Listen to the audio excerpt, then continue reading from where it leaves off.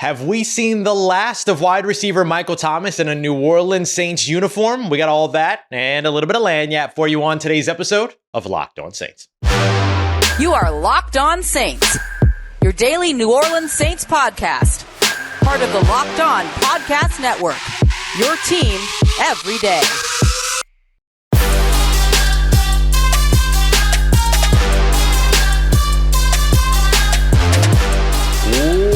What is good, Who Dat Nation and Who Dat family? Welcome into another episode of Locked On Saints, your daily podcast covering your favorite team, the New Orleans Saints, part of the Locked On Podcast Network, your team every day. I'm your host, Ross Jackson, credentialed media member covering the New Orleans Saints as a senior writer and reporter over at Saints News Network. And on today's episode of Locked On Saints, we're going to be diving into how the Saints can utilize these last two games for their own benefit, whether it's playing their way into the playoffs, we'll see, or simply evaluating talent, because yes, evaluation season is here early for the New Orleans Saints. We're going to be taking a look at why the last two games are important for veterans. We'll take a look at some players in the offense and some players in the defense, young talents that the Saints will benefit from getting an extra look at or an extra close look at over the course of the past couple or last pair of games.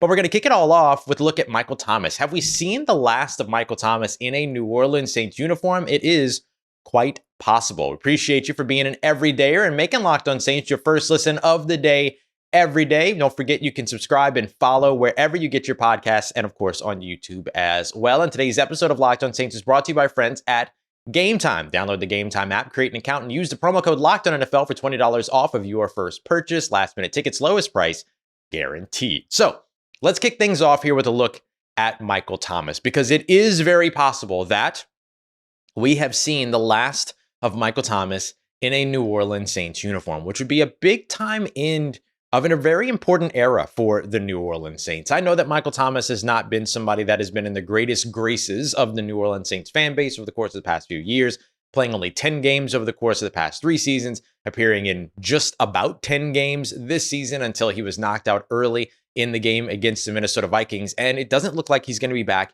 anytime soon. But before all of that, he was the most dominant wide receiver in the NFL, and he did it all with a fleur-de-lis on his helmet, including breaking a long-standing record of Marvin Harrison's single-season receptions record, totaling 145, 149 in that one season back in 2018, where he won Offensive Player of the Year, all that. That was his first year off of a brand new contract as well. So he kind of bucked the trend of guys getting new deals and not necessarily being able to perform up to their greatest standards. But him being in late in a game that was already put away, run blocking on the goal line, ended up changing everything for New Orleans Saints wide receiver Michael Thomas. Ankle injury, not trying to rehabilitate that ankle injury rather as opposed to getting surgery, that not working out. The team then missing him for the rest of that season. And then, well, he kind of played through it, put himself, kind of said, hey, I'm kind of done here for the last 3 games, went on injury reserve, came back for a playoff game, which is still possible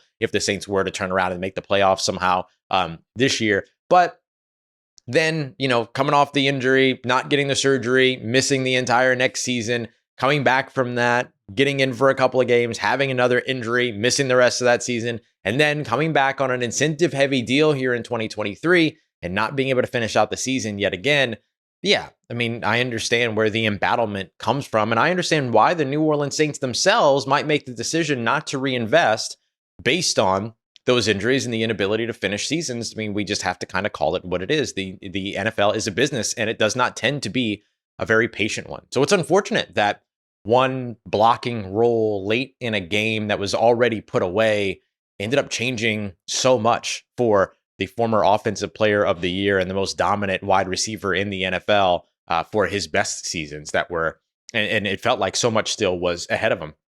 So now he comes back on this incentive-heavy deal in which, because of having to exit the season early and because of the Saints really just kind of offense being what it was while he was there, he's going to walk away with no incentives. He had a bunch of incentives based on number of catches, number of receiving yards, number of receiving touchdowns, end of year awards, team making the playoffs, all these other things. He's not going to see any of that. So instead, he walks away with a signing bonus and just a $1.26 million base salary. Now, of course, the signing bonus is pretty hefty. He still gets to walk away with some pretty good yearly cash, all of that other stuff. But it's very likely that they'll have to do some things and kind of finesse the contract a little bit over the course of the offseason. But I could definitely see his time in New Orleans being over. And of no fault of his own, just injuries and all the things that kind of went into it. And then the NFL being, a not very patient league. That's sometimes the way that it goes. And unfortunately, that might be the end of the story for Michael Thomas. Fighting to make a catch early on in a Minnesota Vikings game and getting knocked out of that game pretty early. First 2 snaps, taking big hits, things like that. And all of a sudden, we may never see him in the black and gold ever again. So we'll see. It's going to be a big one to watch over the course of the offseason. But for right now, I would assume that Michael Thomas will not be back in 2024 until we are proven otherwise. Still a chance. They could keep that contract going as it is. They could, convince him to re-sign to another contract and all that. But I imagine after a certain point, it's going to be in Michael Thomas's best interest to probably seek opportunities elsewhere, especially with the coach that drafted him coaching over in Denver. Let's take a look at 3 players on the offensive side of the football that are going to be important to watch over the course of the last 2 games. And they're relevant to Michael Thomas in that Michael Thomas was, at one time, this New Orleans Saints' biggest wide receiving threat or receiving threat. The Saints now, going into the final 2 games of the season, have an opportunity to figure out what their passing offense is going to look like, what they need to add to it, how they can build around it, all those other things. The evaluation process is starting a little early. So I want to start this off over on the offensive side because it's a bit of a shorter conversation than the one on the defensive side, which we'll dedicate our entire second segment to. Chris Olave and Rashid Shaheed, the Saints' top 2 receivers right now, as well as tight end Juwan Johnson, who hasn't been the receiver that we expected him to be here in 2023, but I'm not sure that that's his fault. He's been relegated a lot to blocking roles with the struggles in the offensive line, all those other pieces.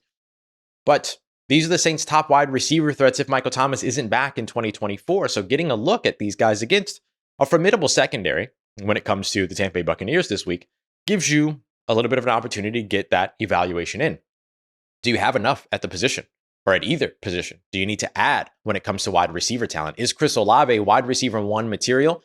Is Rashid Shaheed wide receiver 2 material? I think both of them have proven that those answers are yes, but what's the missing piece that's around them? Do you need another quintessential slot receiver? Do you get A.T. Perry, another young guy that's going to be evaluated over the course of these next 2 games? Does he get opportunities to play the X role, even if he doesn't become the top option going into 2024? Is the New Orleans Saints young wide receiver core of Chris Olave, Rashid Shaheed, and A.T. Perry enough? Is there more to add? These are going to be things that are going to be tested over the course of the last 2 games. And then you have to look at tight end as well. Why is Juwan Johnson's production down? Dennis Allen said that he challenged him ahead of that game against the New York Giants. It seemed to work out there. He turns around, catches another touchdown against the Los Angeles Rams. So are we seeing Juwan Johnson get back to being the Juwan Johnson of 2022 that we expected to see early on in 2023, which again, I don't think was entirely his fault.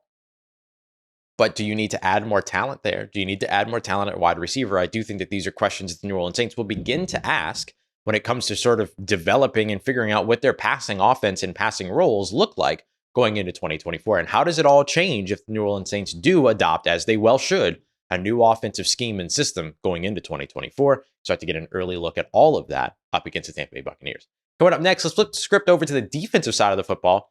3 defenders, including, what can we call him now? Pass rusher Zack Baun, right? Gets a real opportunity to either make himself some money over the offseason or solidify himself a big role here in New Orleans if he intends to stay. We got that coming up for you as we continue on with today's episode of Locked On Saints, part of Locked On Podcast Network, your team every day. Today's episode of Locked On Saints brought to you by our friends at Game Time, the best and number 1 place that you should be heading when it comes to purchasing tickets for all of your favorite events, whether they're sporting events, concerts, comedy, theater, music, whatever it is that you're looking for, they've got you covered over at Game Time. And on average, Game Time users save up to 18% when they used Game Time versus other ticketing providers. And you get cool things like you can see the view from your seat before you actually purchase so that there are no surprises when you show up for your event. It's pretty cool. So go and check them out because they run deals all the way down to up to an hour after the event that you're looking for starts. You get to take all the guesswork out of buying tickets with Game Time. Download the Game Time app, create an account, and enter the promo code LOCKEDONNFL for $20 off of your first purchase. Terms apply. Again, create an account and redeem promo code LOCKEDONNFL for $20 off. Download Game Time today. Last minute tickets, lowest price guaranteed. All right, family, continuing on with today's episode of Locked On Saints. We know that the New Orleans Saints have some big things to look at over on the offensive side of the football to figure out what the future is at that side. But the defensive unit has a lot of things that they need to get figured out as well. And there are three players in particular who get to kind of figure out what their measure is for this team's future over with the defensive units. We're looking at Zack Baun, we're looking at Carl Granderson, and we're looking at cornerback Alontae Taylor. All three of those players will get big time opportunities to really seek the evaluations that they're looking for going into the final games of the season. We assume, right? We don't know if the team is going to make the playoffs. Doesn't look very likely. If you want to know more about the playoff scenarios, I covered that in yesterday's episode of Locked On Saints.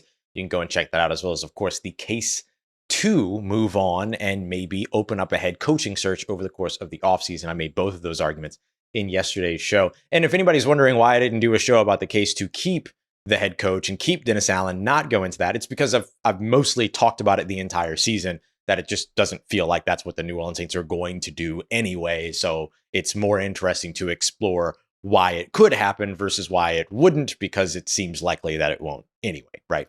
So now, as we look at where the New Orleans Saints can get a better look over on the defensive side of the football, which is, of course, Dennis Allen's big focus, Dennis Allen's big strength, you want to look at these three players that we've discussed, Zack Baun and Carl Granderson, both of which now we can talk about as pass rushers, edge defenders, and then, of course, cornerback Alontae Taylor. Let's start with Zack Baun. Can Zack Baun be retained and maybe even transition into more of a present pass rusher role? Again, I don't think Zack Baun's ever going to be a full-time pass rusher in the NFL. He's always going to sort of be that strong side linebacker that is, a stand-up edge rusher, and that will sometimes have to drop back into coverage. Think about maybe like a Hassan Reddick type of role, right? Think about the Philadelphia Eagles pass rush, all those other things. They kind of use Hassan as a guy that they could drop back into coverage if they needed to, but he spent most of his time rushing the passer. The issue is that Zack Baun has to come off the field on those rundowns for the most part. Nephi Sewell has been the guy that's kind of stepped into that linebacker strong side role to be the kind of run defender in those base sets and things like that when they get three linebackers out on the field. That's why you saw Zack Baun only play 9 plays last week, is because the Saints barely ever got the Los Angeles Rams into a guaranteed passing situation. And when they did, Zack Baun was certainly on the field. So over the course of those 3 games where he's kind of had more of a, or let's call it 2 games, where he's had more of a ticked up pass rusher role, you got 6 pressures, you got a sack from the guy, you got a hit on the quarterback. I mean, and he's helped with your sort of limiting mobile quarterbacks a little bit, things like that. So you see the value there for sure. So now, if you don't get to a point to where Zack Baun sticks around, you don't get to a point where Zack Baun fully transitions to an edge rusher role, the other question here is, do the Saints now value speed rushers more than they have in the past, where they've sort of been ever prisoner to the big body defensive end prototype? Has Zack Baun's success here late in the season as a pass rusher, even if it's not Zack Baun himself, at least opened up the Saints' eyes, they opened up the Saints' possibilities to incorporating more speed rushers? And how does that impact their draft plan? How does it impact their free agency plan? All that. So maybe, if nothing else, we see the prototype at defensive end expand quite a bit. The next one here that I want to look at is Carl Granderson. Carl Granderson has a chance to prove that he is indeed now the top dog when it comes to New Orleans Saints edge defenders, right? You've got now 8.5 sacks with 2 games still remaining. He's got 3.5 sacks over the last 5 games. You look back at last season, where he finished over the course of the last 7 games with 4.5 sacks. He's got a real opportunity to notch another 1.5 sacks and maybe be the Saints' first or double-digit sack getter for the New Orleans Saints in nearly just a little bit less than a handful of years at this point. So there's a real opportunity for him to kind of reestablish himself as like the top dog when it comes to edge defenders. And when I say edge defender, I'm using that phrase on purpose because he, again, for the second year in a row, is the team's highest graded run defender on the defensive line, according to Pro Football Focus. Whatever stock you put into those metrics, but everybody on the defensive line is graded by the same weight. So with that being the case, whatever the metric is, Carl Granderson is grading as the best one of that metric, right? And best one of that grade. And it would be 2 years in a row when it comes to run defense that he would be that guy.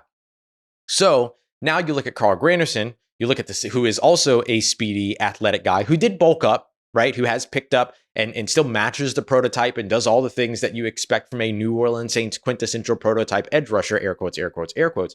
But Also incorporates a lot more speed, incorporates a lot more athleticism. A ton of passing. Talked a lot about his stop and start, his ability to hesitate and keep going and be able to get back up to top speed and, to utilize that leverage or lack of leverage for defensive line or offensive linemen, all that kind of stuff. Like, that when it comes to Carl Granderson, his game is a little bit more his athleticism, a little bit more his speed, and his power is a part of that, as opposed to what the Saints have tried year in and year out with the Marcus Davenports of the world of speed to power conversion. Bull rush, bull rush, bull rush. So are the Saints, who, didn't take a swing at Chase Young, didn't take a swing at, certain guys, or at least didn't make the trade for those guys, which makes perfect sense. Do the Saints now go into the offseason, go into free agency, go into the draft and say, we really kind of like this mold now and how it caters to defending against the modern day NFL offenses with more athletic quarterbacks over on the opposite side. So Carl Granderson gets his opportunity to prove himself as the next sort of cornerstone of that defensive line at edge defender. And then the Saints get the opportunity now to maybe expand their pool on what it looks like opposite him, with Cam Jordan still expected to be back next season, all those other things. He signed an extension before this season, all that. He'll probably finish his career here in New Orleans, as he deserves to do. So we'll see how the Saints maybe mix in some more younger pass rushers over the course of this offseason. And finally, I want to look here at Alontae Taylor.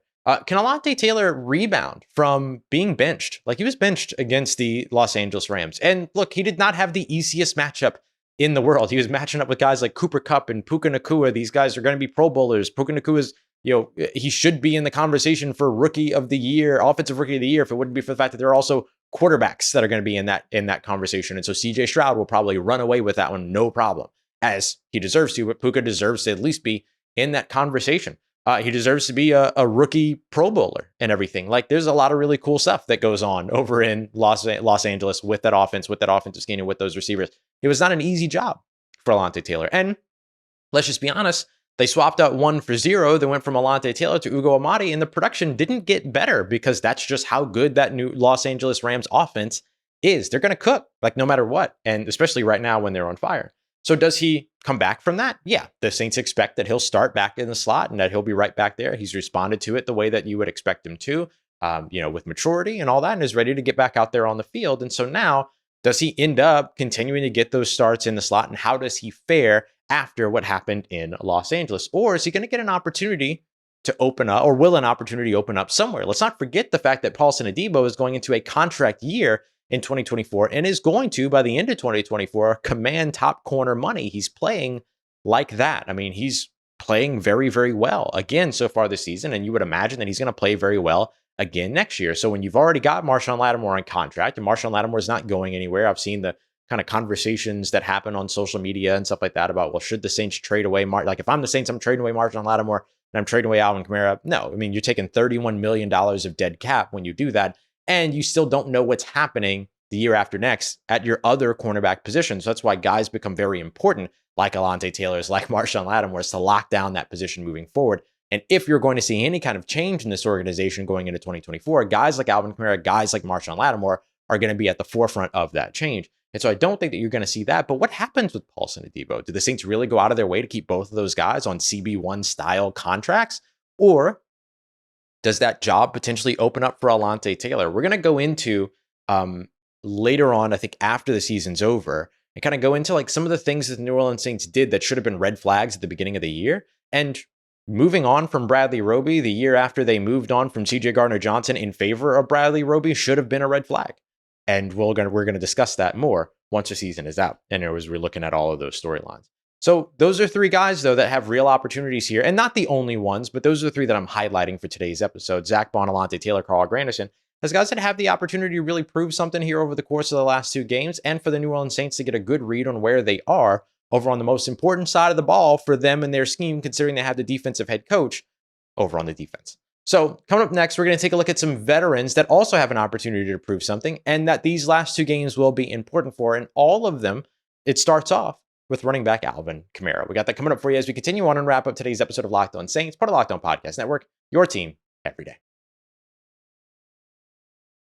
Today's episode of Locked On Saints is brought to you by our friends at Prize Picks, daily fantasy sports made easy. And it doesn't matter if you're looking for NFL, NBA, MLB, NHL, whatever it is that you're looking for, they've got you covered over at Prize Picks. And it's super easy. It's not you versus mystery lineups or anything. It's you and your football knowledge versus the house, essentially. Prize Picks creates projections for each player going into a game. You choose whether or not you think that player is going to hit more or less than that stat projection. You get those right, go up to 2 to 6 players. You can win up to 25 times your money back. So for instance, do you think the New Orleans Saints this weekend can hold Baker Mayfield to more or will hold him to less than 235.5 passing yards? Or will he exceed that? You just choose more or less, do it for a couple other players, and boom, you're in. Yeah, it's that easy. Entries take no time to put in, and you can win big time bucks with all of that. So go and check them out today at prizepicks.com/lockedonnfl or use promo code in all lowercase lockedonnfl to get a first deposit match up to $100. Once again, it's the first deposit match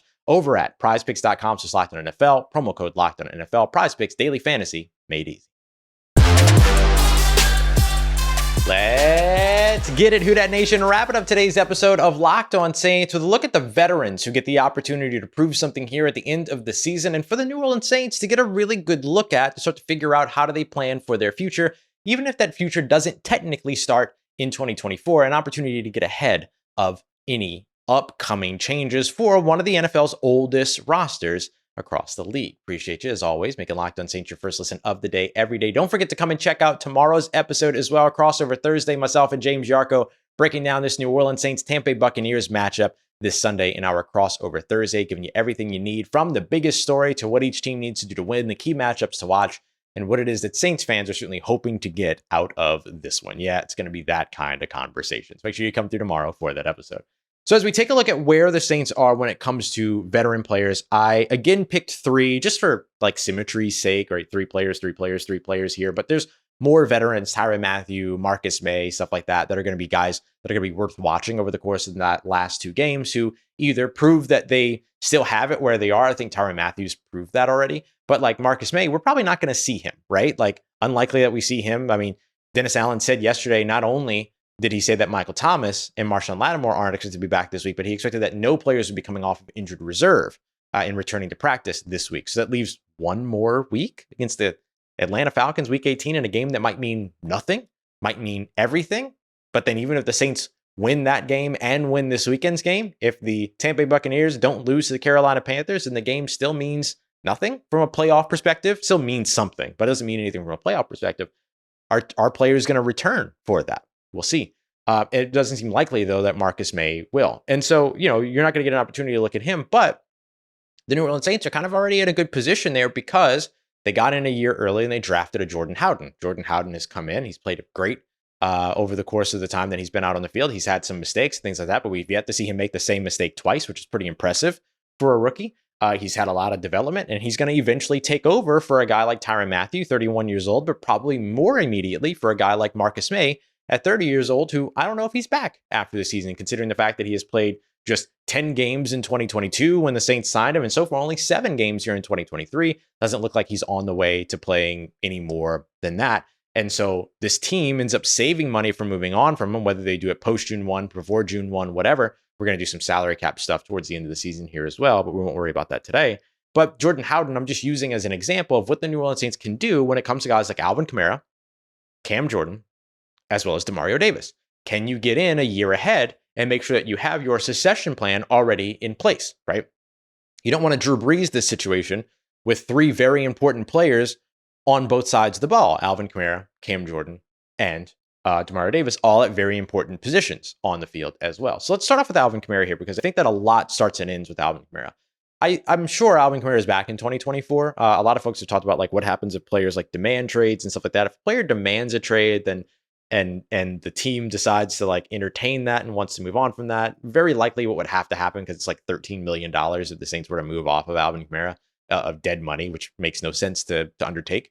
You probably go to him and say, okay, well, if you want to trade, then you got to adjust your contract to make yourself tradable. And so he would have to help facilitate that. But I don't know if Alvin Kamara is really the type of person to demand a trade. Like, he's here to make plays. He's told me before that he wants to be a lifelong New Orleans Saint, just like Cam is, right? He's waiting for his lifelong contract, he told me. So I think that like that's one of those things that you kind of look at as maybe like a speculative conversation and stuff like that. But beyond that, you still have to be ready for the time to where Alvin Kamara does eventually depart from the New Orleans Saints. Like, it is a reality that either he departs from the New Orleans Saints or he retires. Because look, he's been in the league for 7 years. He's a running back. We know the shelf life of running backs, but more importantly, we know the lack of patience that NFL teams have for the position. Now, the Saints have continuously shown that they're willing to invest in that position. Alvin Kamara, one of the top 2 highest paid running backs in the NFL, all those other things.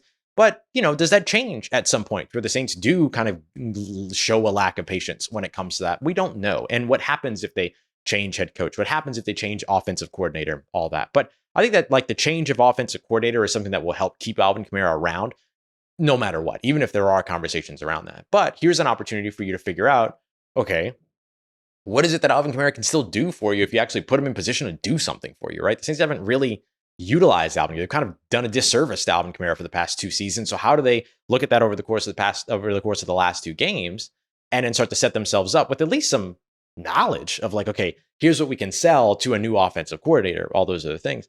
The other piece too is that what do you do here when you've got like a Kendre Miller who, might be available? He's expected to get back to practice. I asked Dennis Allen about him, yesterday, and he said he's expected to get back to practice this week, all that. Is he going to be ready? And do you get an opportunity to look at him to maybe be the guy after Alvin Kamara or the guy post Alvin Kamara or the guy post this offensive regime, whatever it's going to be, right? Whatever version that ends up taking. So getting a year ahead on that, I do think makes a lot of sense. Same thing for Cam Jordan and Demario Davis. Just like with Jordan Howden coming in effectively a year early on a Marcus May, let's say, can the New Orleans Saints find something in the draft, in free agency, to be able to kind of come in and be the guys that are going to be next in line, along with Carl Granderson behind Cam Jordan, and then along with Pete Werner behind Demario Davis? I think those are departures you have to be ready for. Not guys that I think are going to be gone specifically this offseason, but guys that I think will be gone eventually, right? So better to be ahead of that than reacting to it after the fact, like they had to do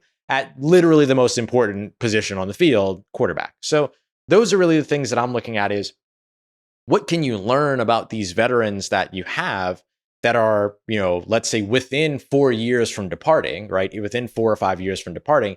And how do you start to plan 4 or 5 years ahead for your potential, succession plans for after that? And I think every good NFL team has to do that. Every good NFL team, every good NFL front office is looking 4, 5, 6 years in advance. They're not playing, it's one of the reasons why I always laugh about everybody freaking out about the New Orleans Saints salary cap. Oh, the Saints salary cap, they're over this much. It's not like they wake up after the season and go, holy crap, we're X amount over the salary cap. Oh my goodness. And then have to figure it all out. They knew that going into 3 years ago. They knew that going into a year ago. They know what the next one's going to look like. They know what the one after that's going to look like.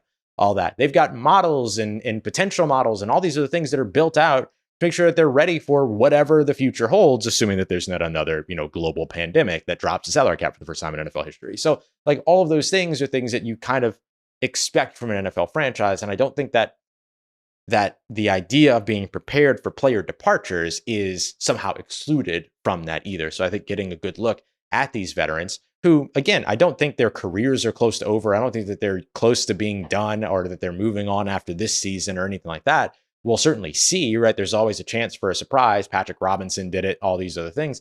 But for the most part, it's like, how do you get ready for 3 years from now? How do you get ready for 4 years from now? All of that. I think all of that becomes very important over the course of this particular offseason. With an aging roster, one of the oldest in the NFL, you have to be ready for the turnover. And that turnover can happen abruptly. It can happen over time. But either way, you have to be prepared for that change.